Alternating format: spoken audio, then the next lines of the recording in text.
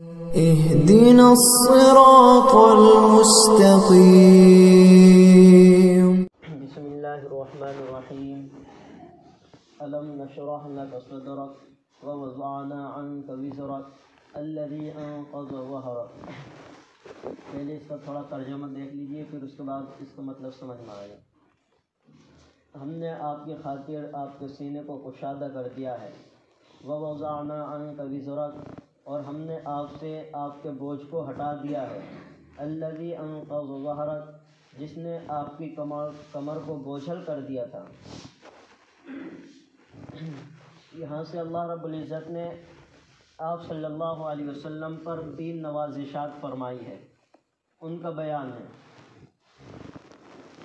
پہلی بات تو یہ ہے جو پیچھے بات آئی تھی، وَأَمَّا بِنِعْمَةِ رَبِّكَ فَحَدِّثْ، کہ آپ اپنے علوم و معارف کا تذکرہ کیجئے، اپنے علوم کو امت کے سامنے پیش کیجئے. تو یہاں سے بھی یہی بات ہے کہ ہم نے آپ کے لیے، آپ کو نبوت دینے کے لیے آپ کے سینے کو کشادہ کر دیا ہے.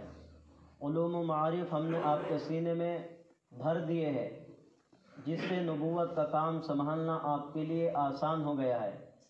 اب ایک بات یہ ہے کہ جب آپ کو نبوت عطا کی گئی ہے، کار نبوت میں آپ کے سامنے دشواریاں آئے گی، آپ کے سامنے پریشانی آئے گی، لیکن آپ کو پریشانیوں سے گھبرانا نہیں ہے، بلکہ بہت ہمت کے ساتھ کام لینا ہے. آپ صلی اللہ علیہ وسلم پر جو فرمایا ہے کہ آپ سے بوجھ کو دور کر دیا ہے، اس کی جو عام مفسرین تفسیر بیان کرتے ہیں وہ یہ ہے کہ آپ صلی اللہ علیہ وسلم پر کیا بوجھ تھا. آپ صلی اللہ علیہ وسلم ایک ایسے ماحول میں پیدا ہوئے کہ پوری کائنات کے اندر اندھیرا چھایا ہوا تھا، پوری کائنات کے اندر تاریخ ہی تاریخ تھی، پیار و محبت کی کوئی چیز نہ تھی، امن و امان کی کوئی چیز نہ تھی، بلکہ ہر انسان ایک دوسرے انسان کے خون کا پیاسا تھا.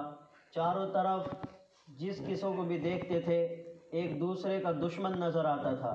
ایسے ماحول میں آپ صلی اللہ علیہ وسلم پیدا ہوئے. وہ اللہ کا گھر جہاں پر اللہ کے سامنے سجدہ کیا جاتا ہے، 360 بت رکھے ہوئے تھے، یہاں تک کہ حضرت ابراہیم اور حضرت اسماعیل علیہ السلام کے بت بھی وہاں پر رکھے ہوئے تھے. لوگ ان کی تعظیم کیا کرتے تھے، ان کے سامنے سجدہ کیا کرتے تھے. ایک اللہ کے سامنے سجدہ کرنے کے بجائے 360 بتوں کے سامنے لوگ سجدہ ریز ہویا کرتے تھے. ایسے ماحول میں آپ صلی اللہ علیہ وسلم کو اس دنیا کے اندر مبعوث کیا گیا. پھر آپ صلی اللہ علیہ وسلم بڑھے، جوان ہوئے. آپ صلی اللہ علیہ وسلم کو نبوت سے سرفراز کیا گیا. تو آپ صلی اللہ علیہ وسلم کو اوپر ذمہ داری ڈالی گئی کہ آپ کا کام یہ ہے کہ دنیا کے اندر سے کفر اور شرک کو مٹانا ہے، کفر اور شرک کو ختم کر کے کلمہ توحید کو پوری دنیا کے اندر پھیلانا ہے، اور کلمہ توحید پر تمام مخلوق کو جمع کرنا ہے.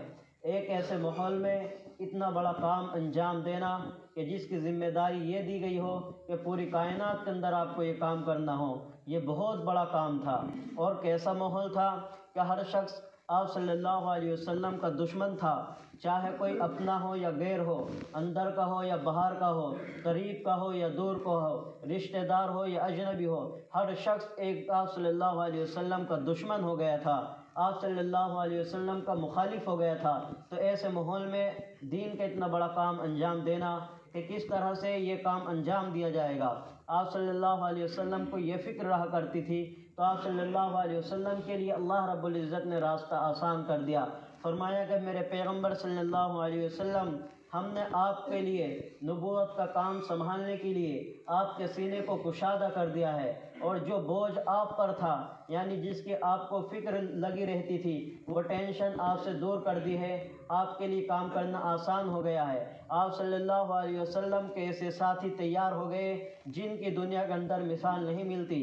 حضرت ابوبکر صدیق رضی اللہ تعالیٰ عنہ، حضرت عمر رضی اللہ تعالیٰ عنہ، حضرت عثمان غنی رضی اللہ تعالیٰ عنہ اور دیگر صحابہ ایسے تیار ہو گئے کہ جو اپنی جان تو دے سکتے ہیں، ان کی کھال تو اکھڑ سکتی ہے، چمڑی تو ادھڑ سکتی ہے، لیکن نبی کے دین کو نہیں چھوڑ سکتے، نبی کے کلمے کو نہیں چھوڑ سکتے، نبی کا ساتھ نہیں چھوڑ सकते, ऐसे ऐसे अफराद अल्लाह रब्बुल इज़्ज़त ने तैयार फरमा दिए हैं। लेकिन आप सल्लल्लाहु अलैहि वसल्लम से मिलने वाले 3 तबक़ात थे कि आप सल्लल्लाहु अलैहि वसल्लम के दीन को भी पूरी कायनात के अंदर फैला दिया गया है, आप सल्लल्लाहु अलैहि वसल्लम की तमन्ना को भी पूरा कर दिया है। जो आप सल्लल्लाहु अलैहि वसल्लम पर बोझ था कि कार नबूवत को किस तरह से पूरी कायनात के अंदर फैलाए, ये बोझ आप सल्लल्लाहु अलैहि वसल्लम का अल्लाह रब्बुल इज़्ज़त ने हल्का कर दिया है और इन आयात के अंदर आप सल्लल्लाहु अलैहि वसल्लम को बशारत दी गई है। ये सूरत नुज़ूल के एतबार से 12वीं सूरत है और इससे पहले सूरह ज़ुहा नाजिल हुई और इसके फ़ौरन बाद ये वाली सूरत नाजिल हुई।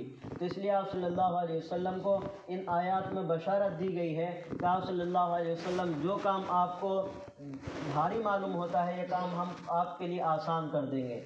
और कितना आसान करेंगे, कितना आसान करेंगे, पूरी कायनात के अंदर आपका नाम भी लिया जाएगा।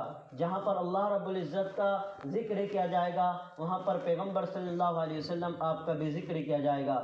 हज़रत इब्न अब्बास रज़ी अल्लाह ताला अन्हु फरमाते हैं कि अज़ान में, इकामत में, तशाहुद में, खुतबे में, कलमा तय्यबा में, तशाहुद में जहाँ अल्लाह रब्बुल इज़्ज़त का नाम लिया जाता है, वहाँ पर पैगम्बर सल्लल्लाहु अलैहि वसल्लम का नाम भी लिया जाता है। और साइंसदान बताते हैं कि 24 घंटे में 1 सेकंड भी ऐसी नहीं गुजरती जिसमें आप सल्लल्लाहु अलैहि वसल्लम का अल्लाह रब्बुल इज़्ज़त के साथ नाम ना लिया जाता हो। तो अल्लाह रब्बुल इज़्ज़त ने आप सल्लल्लाहु अलैहि वसल्लम को इतना बड़ा मकाम दिया है और आपके बोझ को भी हल्का कर दिया है और आपकी कायनात के अंदर, अरब व अजम पूरी कायनात के अंदर आपकी शोहरत भी पैदा फरमा दी है। तो फरमाया अलम नशरह लक सदरक, हमने आपकी खातिर आपके सीने को कुशादा कर दिया है। व वज़अना अन्क विज़रक, और हमने हटा दिया है आपसे आपके बोझ को। अल्लज़ी अंक़ज़ ज़हरक, जिसने आपकी कमर को बोझल कर दिया था। फ़इन्न मअल उसरि युस्रन इन्न मअल उसरि युस्रा फ़इज़ा फ़रग़त फ़ंसब व इला रब्बिक फ़रग़ब। जब अल्लाह रब्बुल इज़्ज़त ने आप सल्लल्लाहु अलैहि वसल्लम को 3 नवाज़िशात से नवाजा, तो अब यहाँ से अल्लाह रब्बुल इज़्ज़त ने अपने प्यारे हबीब सल्लल्लाहु अलैहि वसल्लम को 3 हिदायतें दी है। फरमाया कि पैगम्बर सल्लल्लाहु अलैहि वसल्लम जब आप नबूवत का काम करना शुरू करेंगे तो आपके सामने दुश्वारियाँ भी आएगी, लेकिन ये दुश्वारियाँ हमेशा नहीं रहेगी, ये दुश्वारियाँ ख़त्म हो जाएगी और दुश्वारियों के बाद बहुत आसानी आएगी।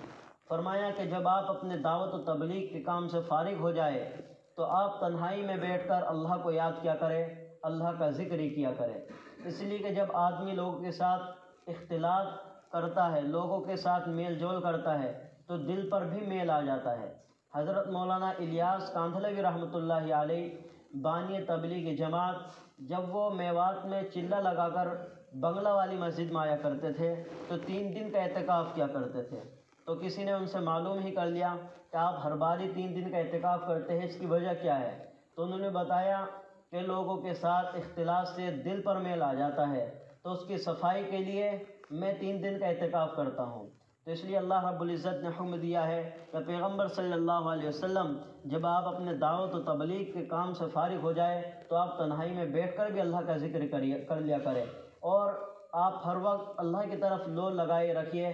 अल्लाह की याद से किसी भी वक्त भी आपको बेखबर नहीं रहना है, हर काम में और हर वक्त अल्लाह की तरफ लो लगाए रखना है। और ये हिदायत हमारे लिए भी है, हम हर वक्त अल्लाह की तरफ लो लगाए रखें और अपने काम से हटकर कोई ख़ास ऐसा वक्त मुतय्यन करें या जब भी हमें वक्त मिले उस वक्त कि अल्लाह की तरफ तन्हाई में बैठकर लो लगाए और अल्लाह का ज़िक्र करे।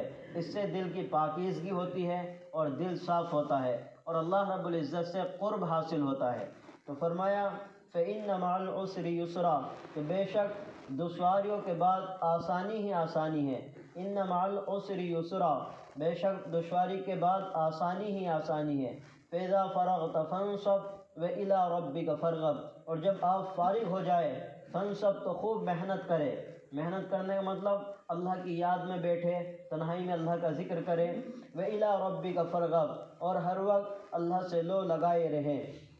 अल्लाह ताला हमें सही माना में कुरान करीम को समझने वाला बनाए और इस पर अमल करने वाला बना। अल्लाह रब्बुल इज़्ज़त हमारी ज़िंदगियों के अंदर इनक़िलाब पैदा फरमा। आमीन।